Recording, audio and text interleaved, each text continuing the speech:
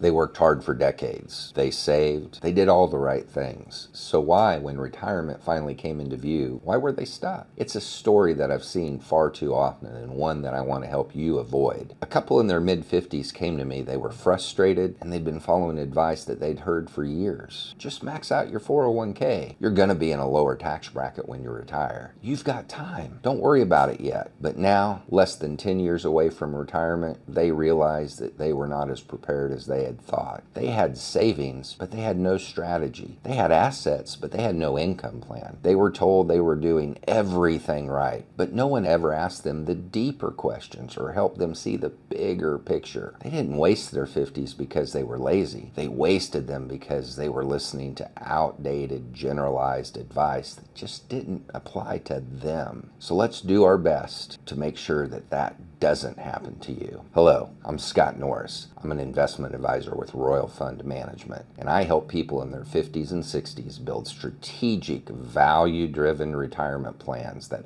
actually work in the real world, not just on paper. And today, I want to walk you through what I feel are the 5 most common pieces of advice that people get in their 50s that could cost them thousands or possibly even delay their retirement altogether. Plus, I want to show you what to do instead. So let's go ahead and dive right into it. Number 1, you're going to be in a lower tax bracket when you retire. Now, this advice sounds very comforting, but unfortunately, it's also very dangerously outdated. For years, the idea has been handed out like financial gospel. Don't worry about your taxes now. You're going to pay less when you retire. And while that may have been true in the past, for today's high income earners, professionals, and business owners, it often leads to a painful surprise. You retire and your tax bill doesn't go down. It actually goes up. Why? Because most people have done the bulk of their savings in their pre-retirement accounts like 401ks, traditional IRAs, and these accounts, they defer taxes now, but every dollar that you pull out later is going to be ordinary income. So let's walk through what that will actually look like. Imagine you retire with $1.5 to $2 million in your 401k. Now that sounds great, but just imagine that you need $100,000 a year to live on. When you pull that $100,000 a year out of your 401k or IRA, it's treated just like a paycheck. It's fully taxable. It counts towards your federal income tax bracket. It's going to cause up to 85% taxes on your Social Security, and it may even trigger your Medicare premiums to be higher because of higher income. And here's where it really catches people off guard. At age 73, whether you want to or not, you're going to have to start taking RMDs, required minimum distributions, from your retirement accounts whether you want to or not. If you've done a great job saving, but you haven't planned for those taxes, those RMDs could push you into a higher tax bracket than you were when you were working full time. Most people don't get a second shot at reducing their tax liability in retirement. But if you're in your 50s, you still have time. Here's what I see wealthy retirees doing differently. First, they diversify their tax buckets. Instead of saving everything in pre-retirement accounts, they use a combination of Roth IRAs, if you have a Roth 401k available, HSAs, taxable brokerage accounts. They get taxed differently in retirement, or now even. They leverage low income years for their Roth conversions, especially if you plan to retire early. There's often a gap between when you stop working and when Social Securities or RMDs kick in. And that's the ideal window to strategically convert pre-tax dollars into Roth, paying taxes when you're in that lower tax bracket. They plan distribution years in advance. They don't wait until they're 72. And they ask, what do I do with these RMDs? They've mapped out their income sources so withdrawals are optimized for lifestyle and tax efficiency. And if you're in your 50s and you've been told that your taxes will magically be lower in retirement, I recommend it's time to get a second opinion. But you've built real wealth and you want to actually enjoy it. You can't afford to ignore your tax strategy. Start optimizing now while you still have flexibility. It could mean the difference between a comfortable retirement and an unnecessarily expensive one. Number 2, just keep maxing out your 401k. This advice isn't wrong, it's just incomplete. Let's be clear. If you have an employer that offers you a 401k and they match your contributions, it's a great place to start. It's easy to automate. You get tax deferral. You may even get free money with your company match. So yes, you should contribute, But here is where the problem comes in. Too many people in their 50s are still treating their 401k like their full retirement plan, when in reality it's just one piece of a much bigger puzzle. Here's the limitation no one ever usually talks about. Everything you put into your traditional 401k is tax deferred, but it is not tax free. That means you're pushing a growing tax bill into the future. And when you retire, every withdrawal you take is ordinary income, not the lower capital gain rates that apply to many other accounts. So what happens when your entire retirement savings is sitting in a single tax deferred bucket? You may lose your tax flexibility, income control, and potentially pay far more in taxes than you would with a more balanced approach. That's not wealth management, that's tax deferral with no exit plan. Wealthy retirees don't stop with their 401k. Here's what they typically do instead. They build tax diversified savings. They will fund their Roth IRAs, Roth 401k options if they have them, utilize health savings accounts, which offer triple tax advantages, taxable brokerage accounts, which allow more control over timing and tax treatment of gains. Why? Because when they retire, they want the option to pull from the right accounts at the right time and not be locked into just one taxable source. Number two, they use tax strategies inside of the 401k. If their plan allows high earners to use after-tax contributions beyond the regular limit, then they roll them into a Roth IRA using the mega backdoor Roth strategy. This can allow them to save significantly more in tax-free vehicles than the IRS annual cap usually allows. Number three, they match contributions to timelines. They understand which dollars they're going to need in 5, 10, and even 25 years down the road, so they don't just dump everything into one account. You notice they allocate with intention. What this looks like in your 50s at this stage is you're likely in your peak earning years, and that's great, but it also means you're probably in your highest tax bracket. You may be catching up on savings. You need your money to work harder and smarter for you. So yes, keep contributing to your 401k. Just don't stop there. Ask yourself, what's my after-tax plan? Am I setting up for flexibility or boxing myself in? If tax rates rise, how will that affect my withdrawals? Do I have assets I can access without triggering a big tax hit? Because a maxed out 401k isn't the same as a maxed out retirement plan. And in your 50s, that distinction could make a six-figure difference. Number three, there's still time to catch up later. That mindset is one of the most financially dangerous traps people fall into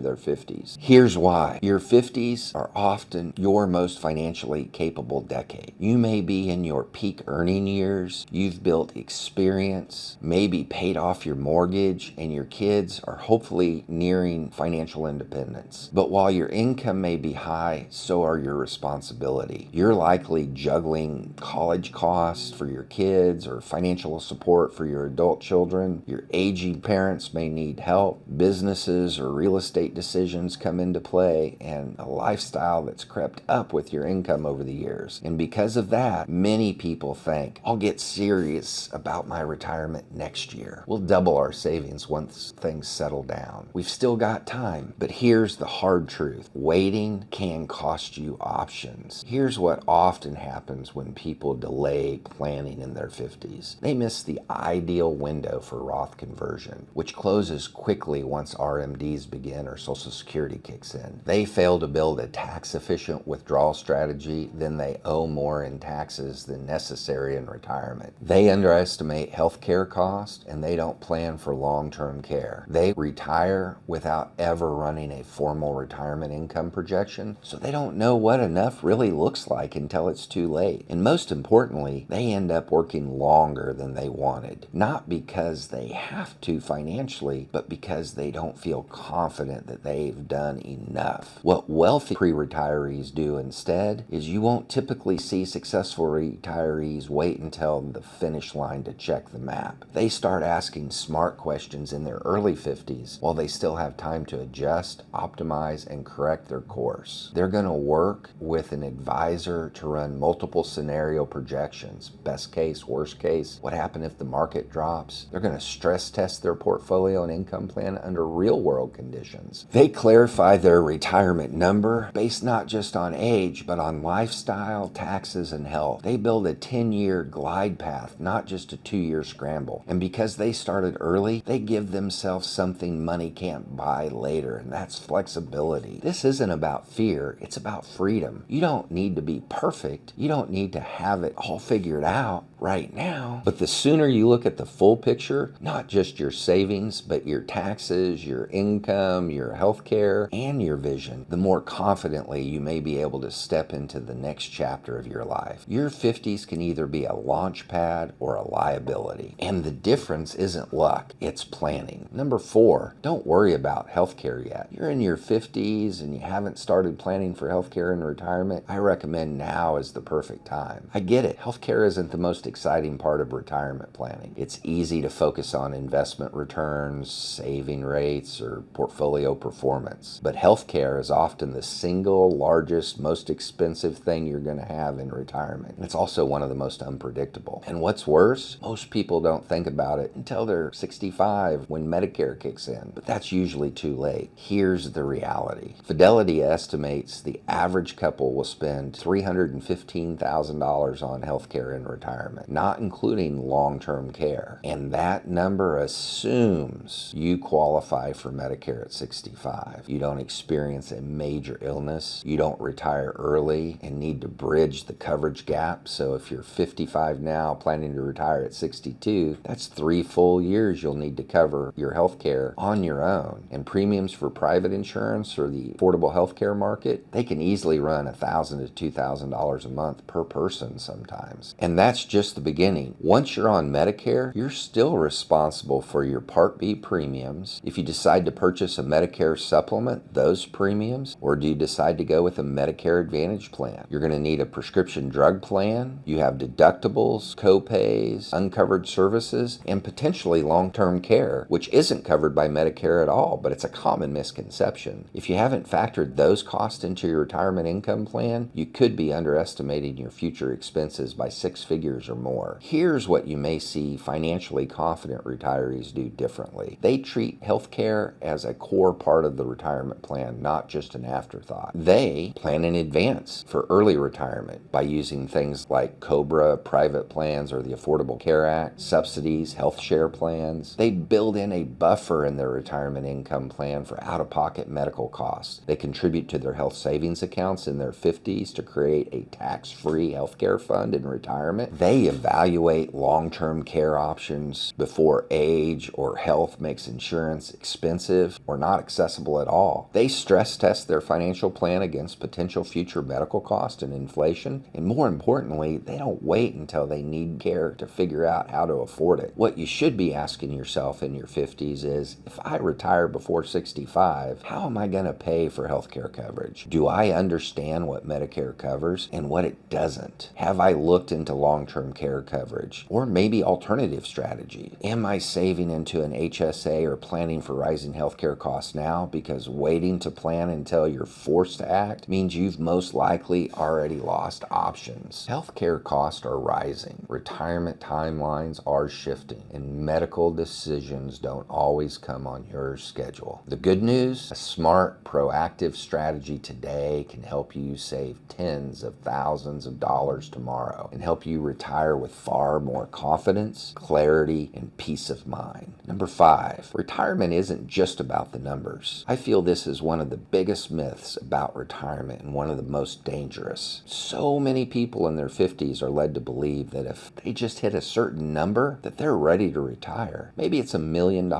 Maybe it's $2.5 million. Maybe a certain monthly income goal or a withdrawal rate. But here's the truth that I've learned after working with so many families. Retirement isn't just a math problem. It's a life decision. You can have all the money you need on paper and you still feel completely unprepared to walk away from your career, your routine, or your purpose. Because the real questions aren't just, do I have enough? Will it last? But they also include, what does life look like when I don't have to go to work on Monday? How will I spend my time, my energy, and my attention? Who am I without my job title, my business, or my calendar? Will I feel fulfilled or just financially secure? This is where numbers tend to meet create identity. And it can be where many pre-retirees feel stuck because they've built financial success but never stopped to define what it's all for. Wealthy, intentional retirees plan for more than just money. They ask themselves, what will give my days meaning when I no longer have to work for a paycheck? What causes, hobbies, or relationships do I want to invest in now that I have the time for? What kind of legacy, financial or otherwise, do I want to leave behind? I believe this isn't just soft stuff, it's strategic. The solution? Plan for lifestyle first. At this stage, we're going to walk clients through envisioning what your weekly schedule for retirement looks like. What does a Tuesday look like? Exploring part-time work, maybe consulting or volunteering, traveling, or maybe even mentorship. Aligning spending with passions, not just fixed expenses. Rebuilding your identity around values, not just a job, because if you're financially ready, but not emotionally or purposely ready, you're possibly still not fully prepared. Try to think of it this way. Retirement is not an event. It's a process. It's a transition. And the people who thrive in it are the ones who plan not just how to exit